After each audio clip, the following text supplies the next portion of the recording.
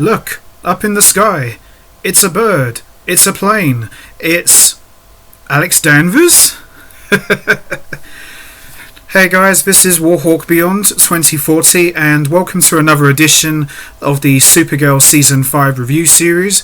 And today I'm going to be talking about an episode that I've been very much looking forward to talking about, and it's something that I've been wanting to see for a really long time, and the way it's been executed is a little bit different to how I wanted it to play out, but the fact that it's happened already and it actually did take place on the show was very special to me, and that's episode 16, Alex in Wonderland.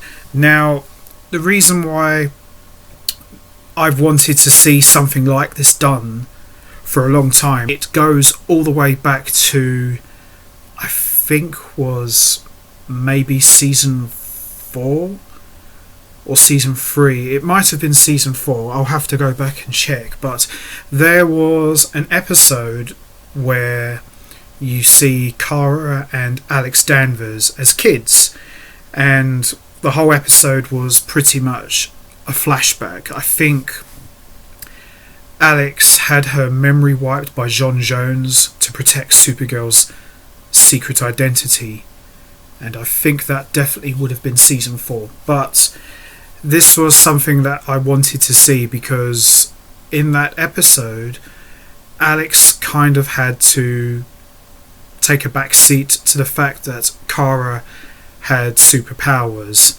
and she kind of felt resentful because Alex can just do anything that Kara can't do and vice versa. So it made for a very interesting dynamic, and I think they had a fight of sorts, but as I said, I'll have to go back and check which episode it was, but I do remember that was a flashback episode where they were kids, and it was a lot of fun. And I always said to myself, I'm very surprised that the show has never done an episode where, at least for one episode anyway, Alex has superpowers. And I remember talking to a good friend of mine, and we both shot around different ideas that wouldn't it be cool if for one episode Alex was Supergirl.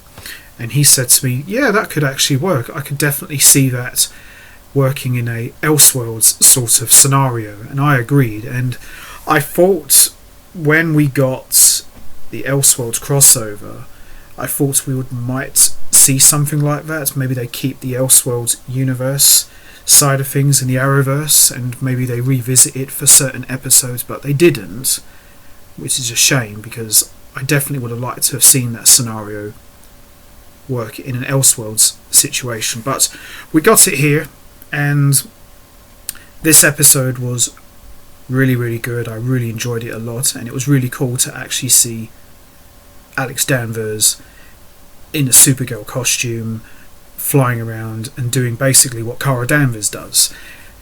Now, the way it was done was a little bit different to how I would have done it, but this was still a lot of fun, and I really enjoyed this a lot. And Jeremiah Danvers plays a big part in this episode, even though we don't actually physically see him because Dean Cain's not on the show anymore. But it would have been nice to have had a cameo from him, but it is what it is for obvious reasons. But let's get right into it. Let's not waste any more time.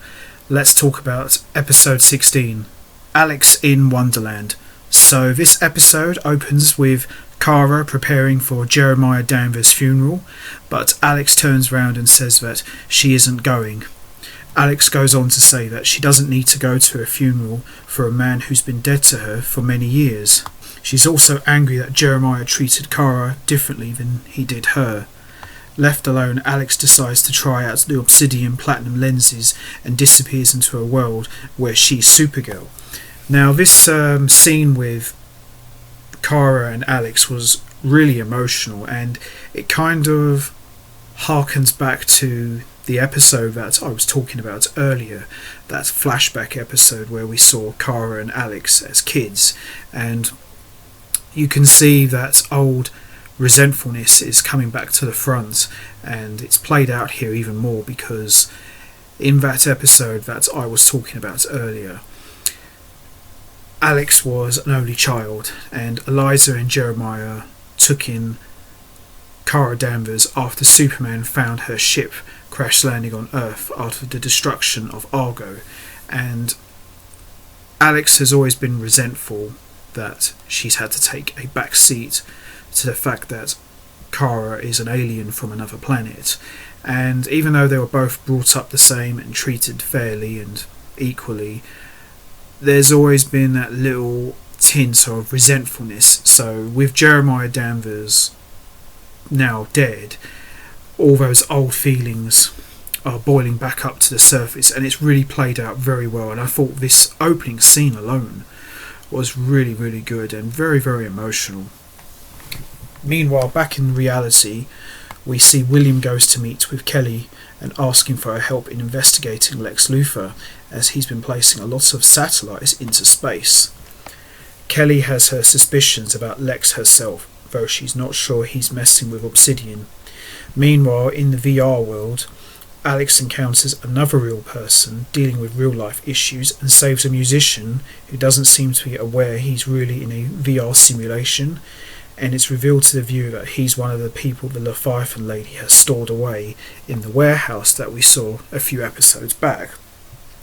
This was actually really good because seeing Alex in a Supergirl costume, and ironically enough it's black, I do like the black super suit, I must say, and she's got like long black hair, and I like the fact that they didn't just make her Supergirl, so they didn't just have her wearing Kara Danvers' iconic red and blue suit. They actually went a completely different way to how she is as Supergirl, and it was really played out well, and I'm very, very surprised, as I've said at the beginning, that they've never done an episode where Alex is Supergirl, and this was really well done, and it was really cool to see her in the suit, and I have to say she looks like a total badass, and even with the black hair, did look a bit weird seeing Alex with black hair. I would have preferred to have seen her with the red hair, but it still kind of worked.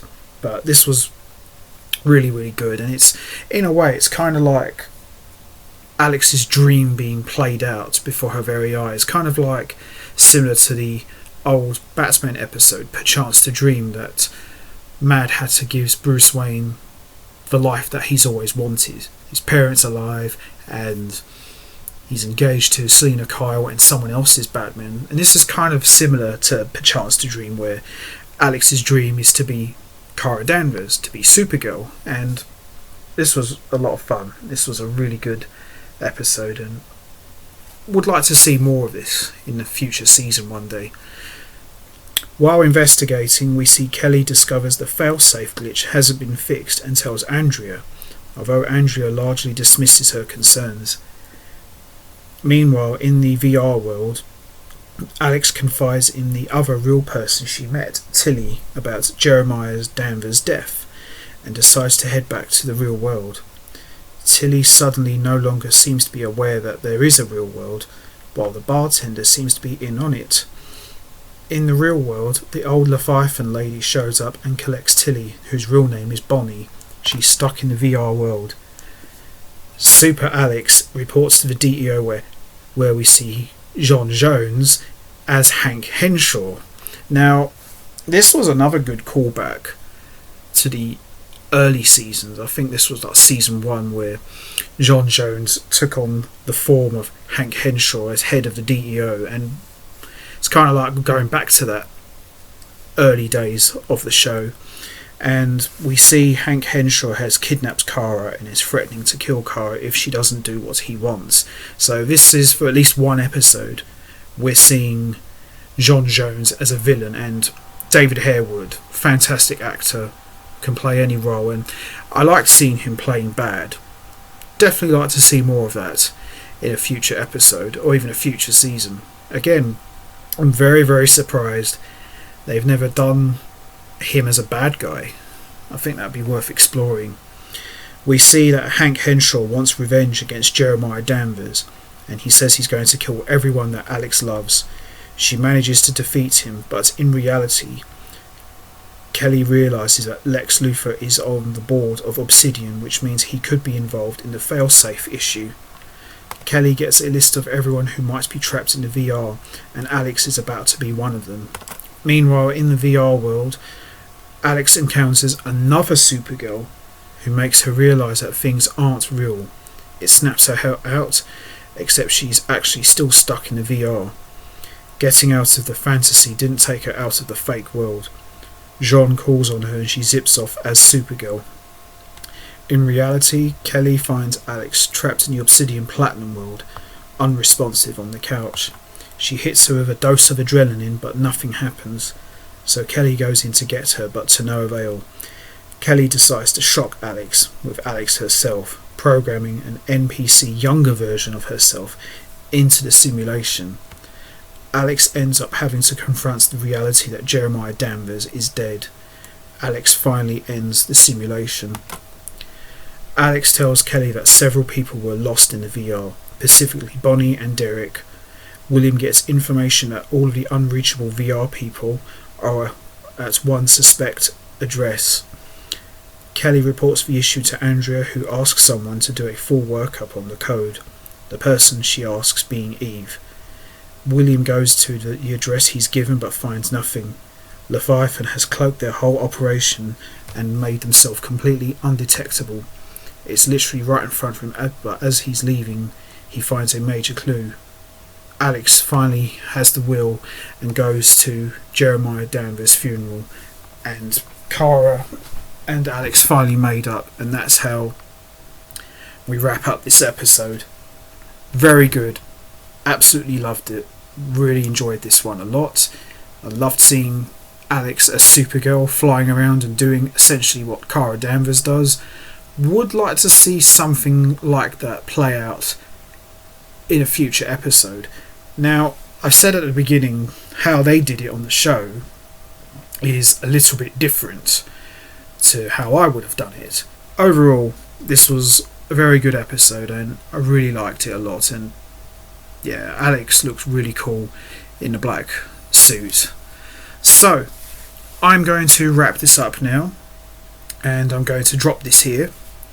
What did you think of episode 16? Did you enjoy seeing Alex as Supergirl and performing super deeds like Kara Danvers does? Is this something you'd like to see them play out in a future episode or a future season? What's your thoughts on Jeremiah Danvers finally being killed off? Do you think it's a good idea, or do you think they should have kept him alive and maybe bring him back but have someone be recasted like they've done with other characters? You know what to do.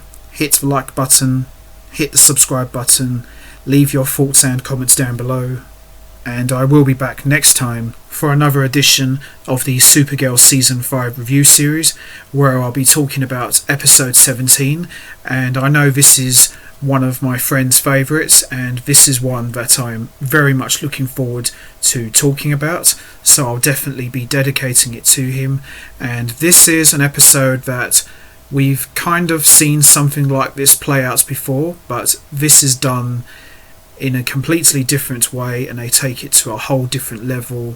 And I'll give one little clue. This episode takes place after Oliver makes his huge sacrifice at the end of the Crisis crossover event, and we're seeing essentially the aftermath of those events being seen and played out from this character's point of view. So this should make for a very fun review, and as I said, I'm very much looking forward to talking about this. So until next time, take care everybody and stay safe.